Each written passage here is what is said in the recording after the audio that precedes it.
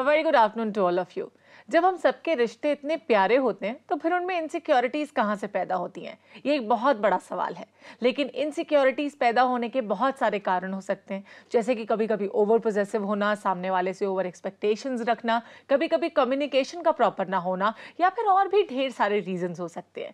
लेकिन कौन से ऐसे इंपॉर्टेंट फैक्टर्स हैं जो रिश्तों में इमोशनल इनसिक्योरिटी को जन्म देते हैं, आज इसी बारे में हम बात करेंगे अपनी क्लिनिकल साइकोलॉजिस्ट प्रतिभा आनंद सिंह के साथ। So let's welcome her first. Pratibha ji, बहुत बहुत स्वागत है आपका। Thank you so much. Emotional insecurity आने के भी काफी सारे रीजंस हैं, जैसे कि मैंने बात की कुछ फैक्टर्स की।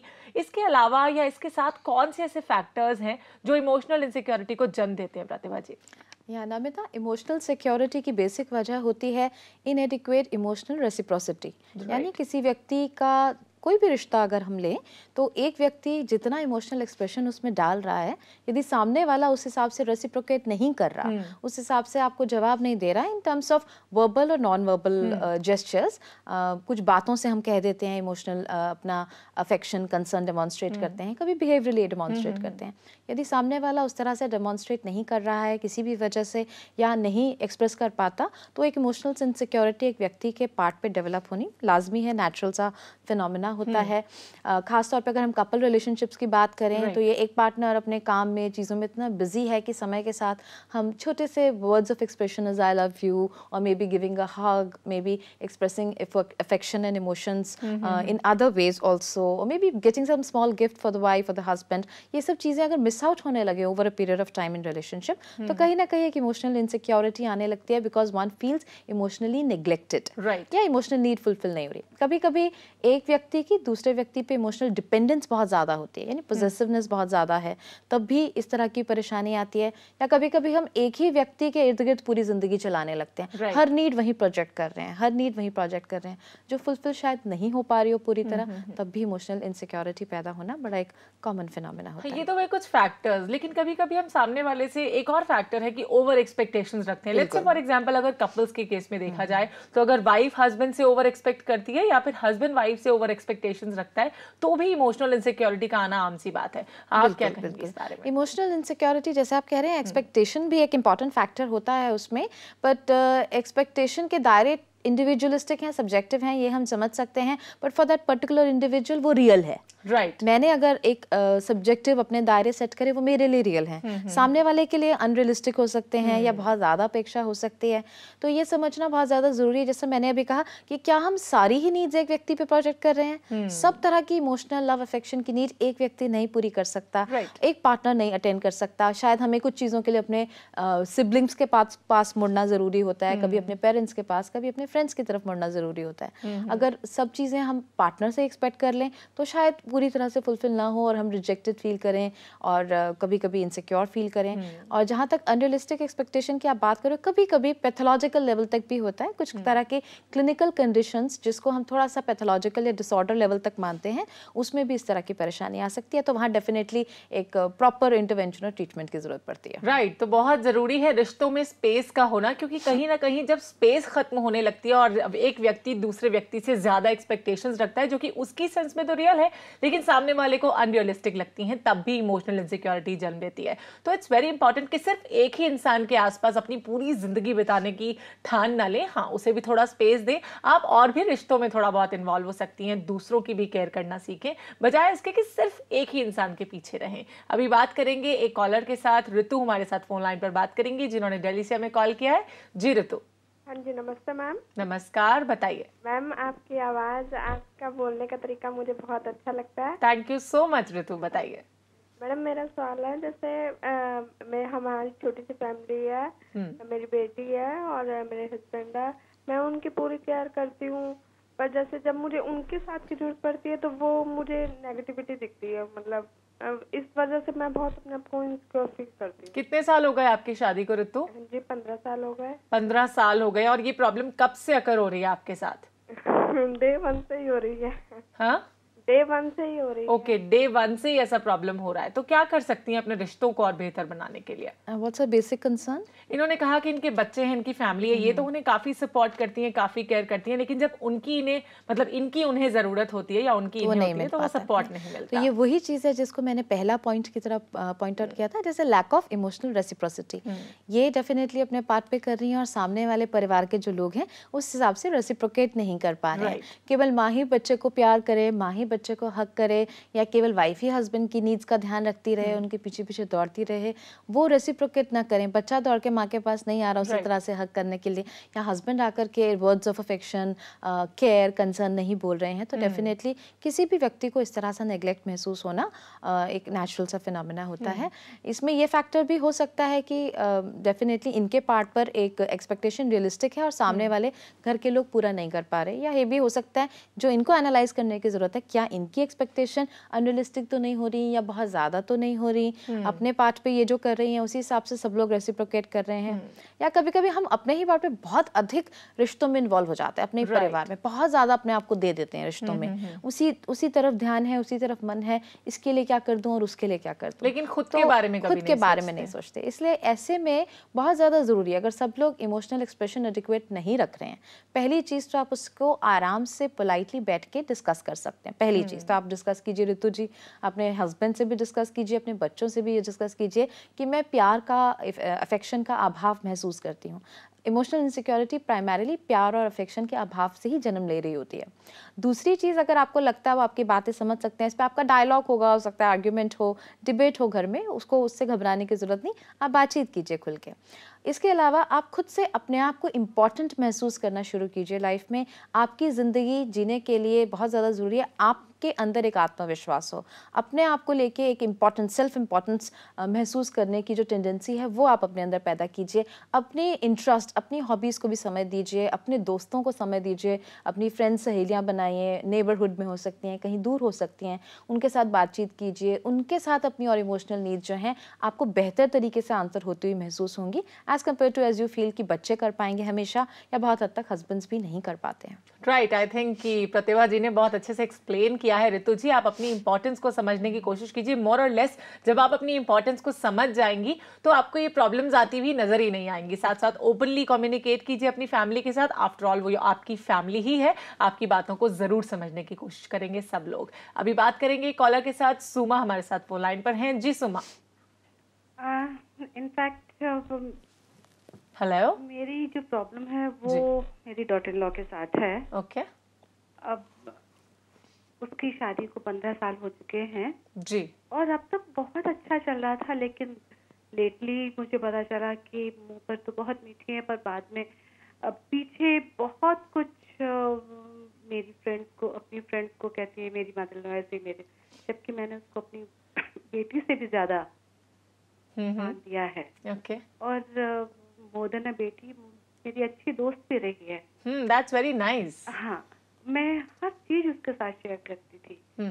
और पिछले 1 साल से ये हो रहा है कि अब उसकी फ्रेंड्स आकर मुझे बोलते हैं कि आपकी डॉटर लो तो इस तरह से बोलती, मेरी फ्रेंड्स आकर बोलती हैं। 1-2 बार तो मैंने अवॉइड किया कि शायद इन लोगों को अच्छा ही नहीं लग रहा कि इन सासों के इतने अच्छे संबंध हैं। राइट। लेकिन जब वो 4-6 लोगों ने आके बोला और कुछ ऐसी चीजें जो घर में ही होती हैं, जब तक कोई बताए नहीं बाहर नहीं जाती है। राइट। सबसे पहले तो आपसे ये कहना चाहूंगी, थर्ड पर्सन की बातों पर विश्वास करने से पहले आप इन सारी चीजों को अपनी बहू, जो आपने कहा कि आप उन्हें अपनी बेटी से भी ज्यादा प्यार करती हैं, उनके साथ डिस्कस करें कि एक्चुअली वो क्या सोचती हैं आपके बारे में और वो क्या कहना चाहती हैं आपसे। उसके बाद ही किसी डिसीजन पर उतरिएगा। वैसे अभी और भी बात करेंगे इस बारे में और आपके सवाल का जवाब जरूर देंगे कि किस तरह से आप अपनी बहू के साथ अपने रिश्ते को बेहतर बनाएं। लेकिन इस छोटे से ब्रेक के बाद stay tuned and keep watching call for care.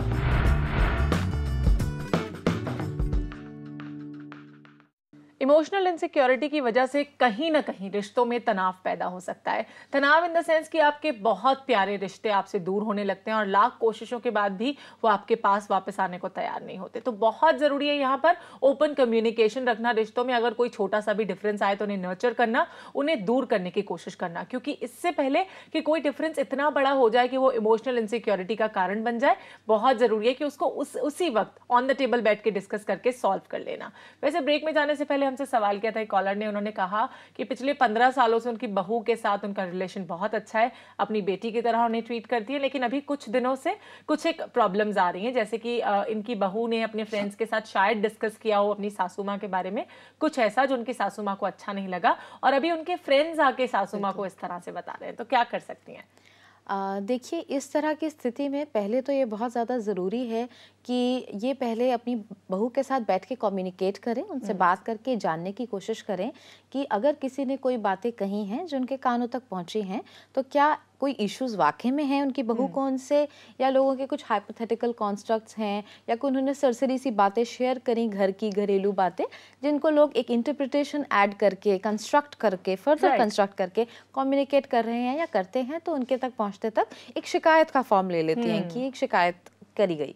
तो पहले इसके लिए बहुत ज़रूरी है कि जैसा हम बात कर रहे हैं ओपन कम्युनिकेशन करें, यानी बहू को बिठाकर उससे डिस्कस कर सकते हैं। इसके लिए बहुत ज़रूरी है कि एक और फैमिली मेम्बर को वो कॉन्फिडेंस में लेके साथ में बिठा लें, चाहे वो इनके हस्बैंड हो, चाहे वो इनका बेटा हो, ताकि एक कम्युनिकेशन गैप होने की स्कोप नहीं रहे, पॉसिबिलिटी ना रहे। आराम से प्यार से बैठ करके ये लोग बात कर सकते हैं कि कुछ ऐसी बातें कुछ लोग आके कम्युनिकेट कर रहे हैं, जिसको करने से पहले ही उनसे पूछ सकती हैं कि कहीं बहू को तो कुछ उनसे परेशानी, दिक्कतें नहीं पेश आ रही हैं इन द रीसेंट पास्ट, या उनके मन में कोई ग्रजेस तो नहीं है उनके अगेंस्ट, या कोई बात उन्हें बुरी लगती हो आजकल के दिनों में, जिसको ये प्यार से जानने की कोशिश कर सकती हैं। हो सकता है किसी भी रिश्ते में स्वाभाविक है, मदर डॉटर रिलेशनशिप में, फादर सन रिलेशनशिप में, मदर सन रिलेशनशिप में, सिबलिंग्स में, सभी जगह ये सब पॉसिबल होता है। तो we can always try to understand what difficulty the other person is facing in a relationship. तो वो ये बात कर सकती हैं, और आई एम श्योर उससे इनके बीच में होने वाली मिसकम्युनिकेशन जो है वो भी सामने आएगी, कम्युनिकेशन गैप सामने आएगा, या वाकई में एक दूसरे से कुछ परेशानी आ रही है या ग्रजेस आ रहे हैं वो सामने आएगा। साथ में at the same time she can always encourage कि कई बार होता है इंसान अपने मन की कोई बात किसी फ्रेंड से शेयर करना ही चाहता है, तो उसमें कोई एक ट्रस्टवर्दी फ्रेंड लेकर केवल उसी से कभी कोई घरेलू बात हो गई तो शेयर कर ली। तो इस तरह की प्रैक्टिस रखें अगर उनकी बहू और सास दोनों ही लोग, तो बहुत अच्छा रहेगा। इसके बजाय कि 2, 3, 4 बहुत से लोगों से बात कर लें जो अपने हिसाब से उसको कंस्ट्रू करें, कंस्ट्रक्ट करें और फर्दर कम्युनिकेट करें, तो बहुत सारी इनकी परेशानी इसी सब में रिजॉल्व हो सकती है। और अगर आपका रिश्ता खूबसूरत है और खूबसूरत रहा है, तो आप उसे बनाए रख सकते हैं just by not taking the relationship for granted. उसे सुधारने का प्रयास करें, उसे सुधारने के लिए कोशिश करें। I am sure it will improve. चलिए, बहुत अच्छी बात है कि अगर आप अपनी बहू के साथ बैठकर सारी बातों को डिस्कस कर लेंगी, it can be a good solution for you and your daughter in law. अभी बात करेंगे सीमा के साथ, जिन्होंने मेरठ से हमें कॉल किया है। जी Seema. Hello. Hello, good afternoon Seema ji. Good afternoon ma'am. बताइए मैम, मुझे क्या है कि मेरी जो सासू हैं जी, मेरे साथ, मैं उनके साथ अपना बहुत अच्छा रिलेशन रखना चाहती हूँ जी, लेकिन जो है सासू माँ थोड़ा अपने में रहना महसूस करती है। हमें आपकी आवाज प्रॉपर्ली नहीं आ पा रही है, अपना सवाल प्लीज रिपीट कीजिए। लगता है हमारा संपर्क इनसे टूट चुका है, लेकिन जहां तक मैं समझ पाई हूँ, ये जानना चाहती हैं कि इनकी सासू माँ के साथ ये अपना रिलेशन बहुत अच्छा बनाना चाहती हैं, लेकिन कुछ एक बातों की वजह से रिलेशन अच्छा नहीं बन पा रहा है। तो सासू माँ की साइड से इन्होंने बोला कि क्या चेंजेस करें खुद में भी और अपने घर वालों में। नमिता, इन्होंने एक बड़ी इंपॉर्टेंट बात, एक सवाल पूछा है जिसमें इन्होंने कहा कि कुछ इश्यूज को लेके प्रॉब्लम्स आती हैं। तो बहुत सारे रिश्तों में यही होता है कि कुछ इश्यूज प्रॉब्लमैटिक होते हैं, बहुत सारी चीज़ें हैं जिसको लेकर के नॉर्मल इंटरेक्शन मेंटेन हो सकता है रिश्ते में। तो अगर आपको रिपीटेडली ऐसा महसूस होता है कि कुछ बातें सेंसिटिव हैं और उन इश्यूज पे बात करके रिश्ते में परेशानी पैदा होती है, तो इनको चाहिए कि कुछ स्पेसिफिक वो जो इश्यूज हैं उनके लिए स्पेसिफिक एक समय अलग निकालें, आराम से बैठकर उसके बारे में डिस्कशन करें और उसको वहीं छोड़ दें। रूटीन बातचीत और रूटीन इंटरेक्शन में उसको बार बार खींचतान के ना लाएं, बार बार डायरेक्टली इनडायरेक्टली सरकास्टिक होने की कोशिश ना करें, क्रिटिकल होने की कोशिश ना करें, क्योंकि इश्यूज तो एक ही डोमेन और एक ही दायरे में, सिर्फ फाइनेंशियल इश्यूज हैं अगर फैमिली में, या कामों को डिवाइड करने को लेकर के इश्यूज हैं, तो एक क्लियर दायरा पहले बातचीत करके सेट कर लें। कुछ रिस्पॉन्सिबिलिटीज शेयर होने की अगर मान लीजिए बात है, तो वो एक बार ही बातचीत करके सेटल कर लें और उसके बाद एक रूटीन लाइफ में चलें, और उसके बाद बार बार किसी के पार्ट पे कोई कमी पेशी रह जाए तो बार बार उसे कुरेद कुरेद के डिस्कस ना करें। बहुत सारे रिश्ते होते हैं जिनमें हर एस्पेक्ट, हर पहलू परफेक्ट नहीं होता या नहीं हो सकता। जरूरी नहीं आप इसको खींचतान के लेकर के आए और तभी अज्यूम करें कि सब कुछ परफेक्ट है तभी रिलेशनशिप खूबसूरत है। बहुत से रिलेशनशिप में छोटी मोटी कमी रहती है, फिर भी वो खूबसूरत हो सकता है। आप उसको उसी तरह चलाएं rather than trying to make it all perfect all the time. Exactly, because no relation can be a perfect relation and nobody can be a perfect person. हर रिश्ते में कोई ना कोई क्वालिटी होती है तो कोई ना कोई कमी भी जरूर रहती है। तो बेहतर ये होगा कि रिश्तों में प्यार और विश्वास को, ट्रस्ट को, अंडरस्टैंडिंग को बढ़ाने की कोशिश करें, जिससे काफी हद तक इमोशनल इनसिक्योरिटी तो खुद ब खुद कम हो जाएंगी। आप खुद ही ये इमेजिन करेंगे। अभी बात करेंगे रेखा के साथ फोन लाइन पर। जी रेखा। हेलो। हाँ हेलो जी रेखा जी बताइए। मेरी बेटी है 16 प्लस की। जी। मेरी बेटी है 16 प्लस की जी। वो 12th स्टैंडर्ड में पढ़ रही है। आजकल वो बहुत परेशान रहती है और बहुत इरिटेटिव हो गई है। ओके। आपने वजह जानने की कोशिश की, अपनी बेटी से बात किया इस बारे में? हाँ बिल्कुल। क्या कहना है? तो उनका क्या कहना है इस बारे में? रेदर वो फील करते हैं कि हम लोग उससे प्यार नहीं करते हैं। ओके ओके, तो वो फील कर रही हैं कि आप उनसे प्यार नहीं करते, लेकिन आई एम श्योर कि आप अपनी बेटी से बहुत प्यार करती हैं, क्योंकि इनकी आवाज से मुझे कहीं ना कहीं वो दर्द नजर आ रहा है। अभी आपके सवाल का जवाब देंगे रेखा जी, लेकिन आपको बस थोड़ा सा इंतजार करना होगा एक छोटे से ब्रेक का। कहीं मत जाइए, देखते रहिए प्रज्ञा, जो आपको मिलाए बेहतर आपसे।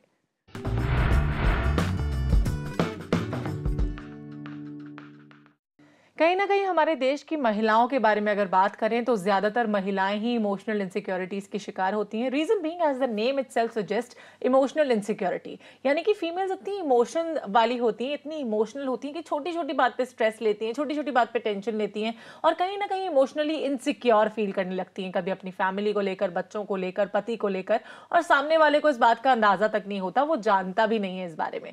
तो इमोशनल होना मैं ये नहीं कहती कि गलत है, लेकिन हाँ, इमोशंस के बेसिस पर अपनी सेल्फ रिस्पेक्ट, अपनी सेल्फ एस्टीम को कभी मत खोने दीजिएगा, क्योंकि आपकी सेल्फ रिस्पेक्ट ही जिंदगी में बहुत कुछ होती है। तो अपने लिए लड़ना सीखिए, अपने लिए आगे बढ़ना सीखिए, बजाय इसके कि आप अपने इमोशंस में इतनी कैद हो जाएं कि आप उससे बाहर ही ना निकल पाएं और इमोशनल इनसिक्योरिटी की शिकार हो जाएं। इसी तरह से ब्रेक में जाने से पहले हमसे सवाल किया था रेखा जी ने कि उनकी बेटी आजकल काफी उदास रहती है, जो 16 सालों की हैं, 12th क्लास में पढ़ती हैं, और उन्होंने उनके साथ डिस्कस भी किया, तो उन्होंने रीजन दिया कि आप लोग मुझसे प्यार नहीं करते। तो क्या कर सकती हैं अभी उनकी मम्मा? देखिए, रेखा जी की जो डॉटर है वो 16 साल की है, एडोलेसेंट फेज है, बहुत ही क्रिटिकल और sensitive transitory phase of life होता है।